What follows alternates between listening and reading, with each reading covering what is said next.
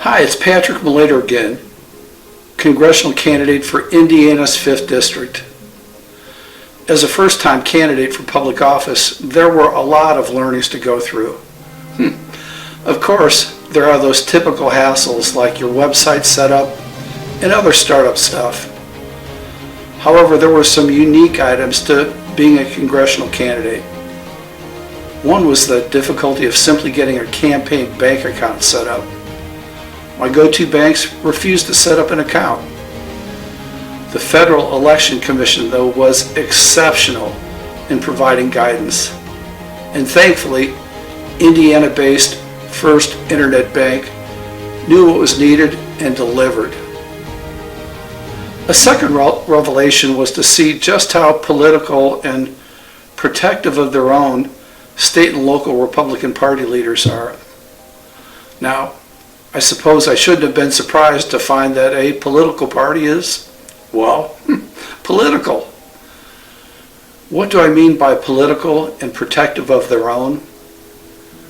Well, one example is when I've called the state's Republican Party and our local Hamilton County headquarters with questions, I did not receive return calls.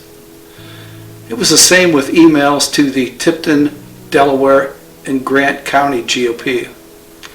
Comes across as being a little bit passive-aggressive in my view.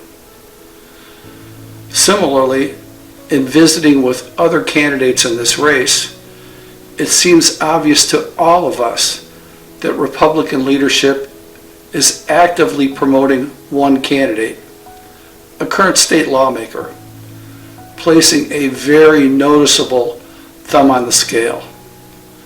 Now, when I see garbage like this, I say, game on. Finally, I'm running as a fiscally responsible moderate.